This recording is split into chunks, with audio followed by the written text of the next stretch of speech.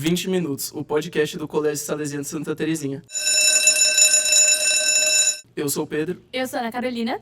E a gente está aqui com um convidado mais que especial, o nosso professor. Tudo bem, meu nome é Fernando, agradeço aí o convite. Ilustre, né, Ana? Ilustre, Sou claro. professor de Geografia no Salê há 10 anos, né, e feliz pelo convite.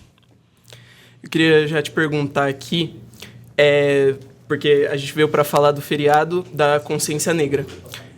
O que você acha de importante que que representa para a sociedade brasileira esse feriado no quesito de identidade nacional? Muito bem, Pedro. É um feriado de grande importância. Haja visto que o Brasil é um país multiétnico, né? Sim. E, para mim, pessoalmente, né, que sou filho de mãe preta com pai branco, né, para mim tem uma importância muito grande, porque eu me intitulo e me considero, né, um professor negro, né, venho de uma mãe negra, né, então, para mim, o feriado ele é importante. Porém, existem algumas ressalvas, né, que Sim. precisamos colocar. Não somente o 20 de novembro, né, mas os 365 dias do ano é importante a gente pensar nessa ideia do negro no Brasil, um país multiétnico, né, 350 anos de escravidão, né, 6 milhões de escravizados ao longo desse período. Então, em virtude de ser um país multiétnico, né, e não multirracial, multiétnico, é importante a gente trabalhar essa ideia do feriado no dia 20 de novembro, mas pensar também nos outros dias do ano, né? Sim. Exatamente, porque né, dia 20 é só uma data só pra gente relembrar, mas, a história vai muito além disso. Exatamente, E não é um Ana. dia que vai, limitar tudo isso, Exato, né? exato. E eu queria saber se você considera importante e essencial pro resto da galera, pros seus alunos, entenderem sobre isso. Muito bem. Ana, quando eu cheguei aqui, inclusive, né, nós trabalhamos essa ideia, né, do negro na sociedade lá nos 8º anos, juntamente com o Pro Willi, com a Pro Ivete. Desde quando eu cheguei aqui, houve, de fato, essa preocupação, né, em observar o pátio da escola. Né? Observando o pátio da escola, onde é que se enquadra, por exemplo, o negro, né, aqui no Salesiano, onde é que estão os alunos negros. Né? Então, é importante a gente trabalhar essa ideia, né, do multiculturalismo, né, dentro da escola, até porque a escola é a base, né, da nossa sociedade. Então, quando uma escola se preocupa com essa questão, acaba fundamentando, né, o restante da sociedade. Né? Então, aqui no Salê, quando eu cheguei, há 10 anos atrás, eu passei a observar. Na verdade, não foi nem aqui no Salê. Eu comecei a observar isso quando eu saí da escola pública e passei a atuar na escola privada. Né? Eu percebi que o negro na escola privada, ele é uma minoria muito grande e precisamos repensar essa estrutura que nós temos, né, dentro das escolas, tanto escolas privadas quanto escolas públicas. Né? Então, como você acha que a educação ela pode combater o racismo estrutural de forma prática no cotidiano? E acolher os alunos, né? Sim. Exato. Bom, eu acho que uma educação etnorracial precisa pensar na base. No Salê, por exemplo, onde é que é a base? A base é o infantilzinho, né? Precisa trabalhar esse multiletramento, esse engajamento, né? Essa ideia da cultura afro-brasileira, né? Que hoje nós temos leis, né? que inclusive o Salê trabalha, né? Que é a 10.645, e nós trabalhamos a lei aqui no Salê, e é importante você respeitar, né, essa lei. Desculpa, é 10.639 a lei, desculpa. E fazer com que essa lei ela seja cumprida, porque no currículo, né, no dia a dia, nos livros didáticos, tem que estar inserido, né, essa cultura afro-brasileira, a cultura africana tem que estar inserido aqui. E é interessante que isso aconteça desde o infantilzinho. Né? Inclusive, eu estava conversando com os alunos essa semana que precisamos repensar, né? O que é um país multiétnico, o que é uma escola multiétnica, né?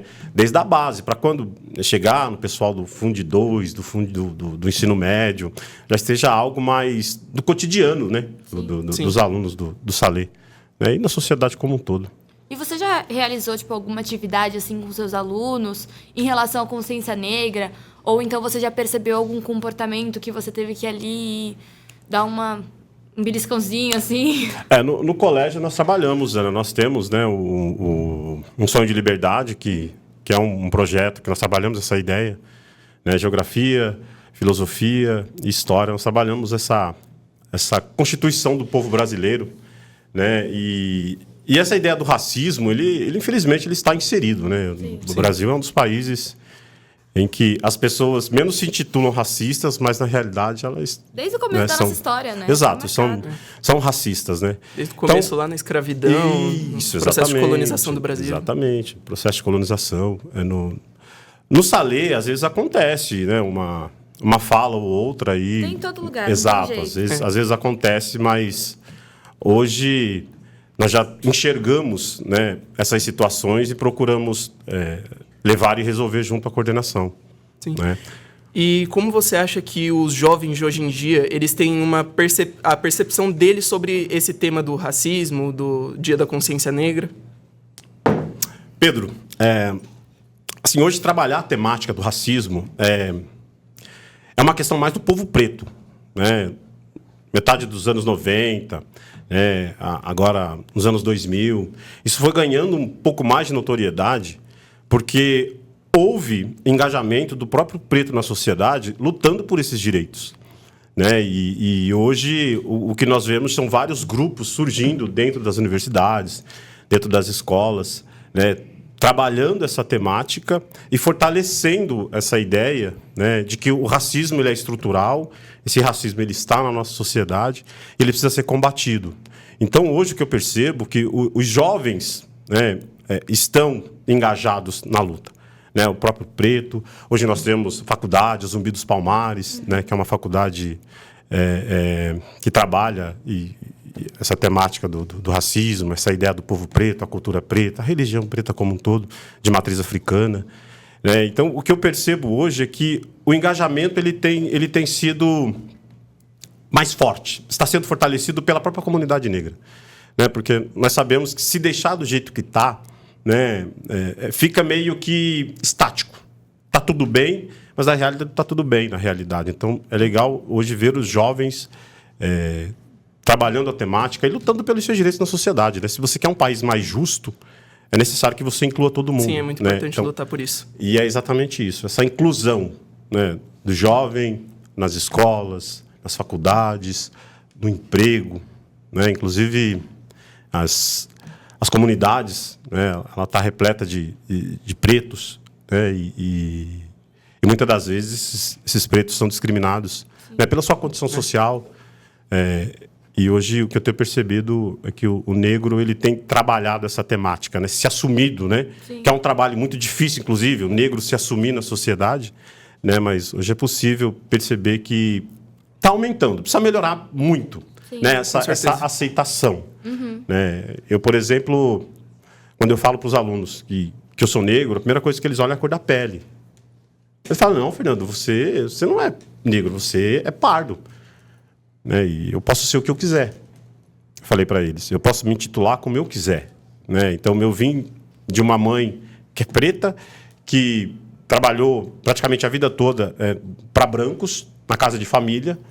Né? Então, eu tenho essa subjetividade, eu tenho isso na minha família, e eu aprendi a transformar isso. Uhum. Né? Eu percebi tardiamente que somos em 4 irmãos, né?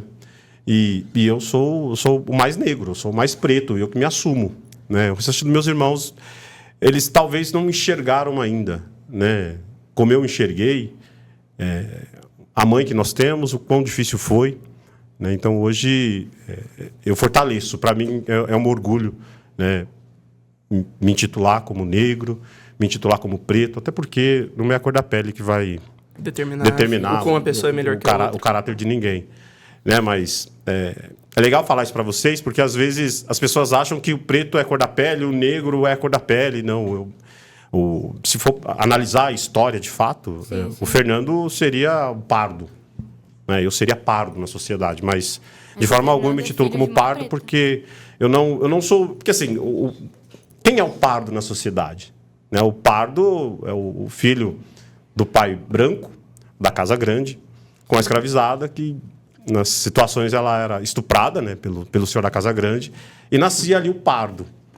E quem é o pardo na sociedade hoje? Né? O pardo é aquele que ele não se intitula como negro e ele prefere dizer que é pardo. Mas o pardo ele sempre esteve na história, né? Ele sempre esteve atrelado ao capitão do mato. Né? É o filho bastardo do senhor da casa grande, que violentava a escravizada. E quando adulto, em alguns casos ele era criado junto, né, como filho bastardo, dentro da casa grande, inclusive. Depois de adulto, ele passava a capturar o escravizado, né, e era ele que açoitava o escravizado. Então, assim, essa auto-intitulação, né, essa autoafirmação que eu tenho, às vezes rebate, né, naquela galera que tá no meu entorno. Pô, se o Fernando, que seria pardo, ele se intitula como preto, por que eu não posso também? Né? Pô, se o Fernando não se acha pardo, ele se acha negro, por que eu também não posso me intitular? Né? E essa é a ideia de fato de resistência, de autoafirmação na sociedade. Exatamente. Que é né? muito importante. Exato. E o que eu tenho percebido é isso. Eu acho que a galera tem tentado, né, de alguma forma, se autoafirmar. Né? E na escola, né, no colégio, você tem um projeto de educação antirracista. Como é que são esses projetos? O que você faz lá? O que você conversa com as pessoas, ensina? Esse projeto, ao longo dos anos, ele vem sofrendo algumas alterações nos livros. Né? O ano passado, por exemplo, nós trabalhamos o Pequeno Manual Antirracista da Djamila Ribeiro. Né? E o ano que vem também nós vamos trabalhar. A ideia é ensinar aos nossos alunos, né, essa ideia de que o racismo ele está aí, ele existe, né, infelizmente, a gente não pode negá-lo, mas também ele precisa ser combatido, né, e é possível ele ser combatido a partir do momento, né, da autoafirmação. São os pequenos passos, Exato. Né? Todos os anos são pequenos passos, né, muitas das vezes a gente tenta como, por exemplo, as leis de cotas. Exato. Afirmar para os alunos, olha, você está aqui no Salê, mas você precisa se autoafirmar, você está batalhando, de hipótese alguma. E é um trabalho realmente de formiguinha, né? De dizer aos alunos, olha... Aos poucos você vai desenvolvendo esse assunto para chegar numa consolidação desse... Exatamente. É essa a ideia. Essa ideia de valorização. Né? Se olhar no espelho e dizer, olha, eu sou igual a todo mundo, que muitas das vezes o próprio preto ele não se enxerga assim. Né? E aí é mais difícil ainda. Né? Você tentar uma reafirmação com uma pessoa que não se acha, que não se encontrou, que não se intitula, né, como negro. Às vezes acontecem essas situações, mas você é pardo, não me acho pardo. E essa dificuldade de se aceitar muitas vezes vem da infância, né? Que houve coisa ruim, uma coisa aqui, uma coisa ali. E eu queria te perguntar, você já passou por alguma situação complicada, assim, uma situação chata? Assim, Ana, é porque assim, primeiro que a sociedade acha, né, que eu sou pardo, como eu falei para vocês. Eu não, assim, eu venho só mesmo observando a minha mãe ao longo da vida dela, né, mas eu, Fernando, como pessoa, nunca tive esse problema. Mas reconheço e sei que ele existe, né, porque como eu e meus irmãos somos filhos de pais... mãe preta e pai branco, né? Nós nascemos assim. Se você olhar a nossa cor de pele, por exemplo, nós somos bem diferenciados, né? Mas o meu irmão do meio, por exemplo, eu já presenciei, mas comigo não em virtude, como eu te falei, do pessoal olhar e achar que o Fernando não sabia da minha história, ou achar que eu sou branco, né? Ou achar que eu sou pardo, coisa do tipo. Sim. E pra você, qual que é a importância da cultura afro-brasileira na nossa nacionalidade num geral, assim? Porque tá na história, né? Bom, primeiro que a gente tem que pensar que o Brasil, além de ser um país multiétnico, né, a maioria das pessoas, segundo o IBGE, elas se intitulam como preto ou pardo. Sim. Ou seja, então é maioria. É maioria. E é justamente pensando nessa maioria que a gente tem que pensar nesse fortalecimento, né, de valorizar a cultura, valorizar a música ou valorizar a comida. Porque, querendo ou não, uma cultura que está muito presente na nossa sociedade atual e representa a maior parte dela. Exatamente. Então, segundo o IBGE, hoje, a maioria dos brasileiros se titula como pardo ou preto, né? Sim. Então, a gente tem que levar isso em consideração e tratar, de fato, o tema como sendo de grande importância. Porque nós somos, como a gente falou, um país multiétnico. Sim, sim. E você tem alguma mensagem para os seus alunos que tem alguma dificuldade de... Essa que você me falou mesmo, de aceitação, para qualquer um mesmo? Não, primeiro é a autoafirmação, é a autoaceitação, né? É achar que todos nós somos capazes. Tento também desmistificar para eles, e é interessante isso, a ideia das raças. Né? A ideia de raça, o racismo, né? Vem de raças. E essas raças foram criadas pelos europeus no século XVIII e XIX, né? As grandes navegações, né? A escravização no continente africano. Então, primeiro eu tento tirar essa ideia de raças. Né? Porque se em algum momento foi criado a ideia de raça, é para legitimar o racismo. Né? Os europeus, quando chegaram na África, é isso que eles perceberam, né? Que o preto africano, ele não vivia no padrão europeu, então ele era conhecido como... A raça mesmo é a raça humana. Exatamente, está mais comprovado. Os europeus, quando chegam na África, eles observam, né, o modelo de vida, o estilo de vida, né, que o negro vivia na África, e eles vão dizer, olha, não tem o padrão europeu, então... É diferente deles, então tá errado. Exatamente, e aí vai tirar classificar em raças, né? A princípio em 3, depois em 4, o europeu no topo da pirâmide, depois você tem o pele vermelha, que é o americano, o indígena, você tem o amarelo, que é Asiático. Os asiáticos, e na base eles colocam o negro africano para legitimar a ideia da escravidão, né? E está mais comprovado cientificamente que o nosso gene ele é compatível, né? Então não existe raças humanas, né? Existe uma raça humana, sim. né? E o que nós somos são grupos, etnias. Isso, nós somos diferentes grupos étnicos. Agora a raça, ela não existe. Está comprovado cientificamente que nós partilhamos o gene. 99,9%. Nós somos seres humanos. Está tendo bastante avanço no quesito menos preconceito no salesiano e em todas as escolas, assim? Olha, no Salê, talvez, né, que vivemos, né, num colégio grande, nós não temos assim grandes casos, um caso ou outro, que às vezes até se compara ao bullying, né, mas na sociedade como um todo tem muito que se trabalhar, né? Na sociedade como um todo, até porque é estrutural, né? É estrutural. Então, se você olhar o pátio da escola, né, se você olhar na política, se você olhar os artistas, né, você observa o quê? A maioria é o quê? A maioria é branco. Você olhar, por exemplo, o Superior Tribunal Federal, né, onde é que está o preto no Superior Tribunal Federal? Será que nós não temos? Né? As mulheres... Você disse, a maioria da nossa população a maioria é preto ou pardo. Se parar para analisar as mulheres, né, se imagina se para o homem negro é difícil, imagina para as mulheres negras o quão difícil ainda é. É mais difícil ainda. Exatamente. Então, se parar para analisar, a estrutura da sociedade ela é racista. Né? A própria estrutura da sociedade. Então, você vai nas universidades, né, com a Lei de Cotas de 2012, isso tem mudado bastante, inclusive, segundo o IBGE também, já temos um número, se não maior, bem equiparado de negros nas universidades.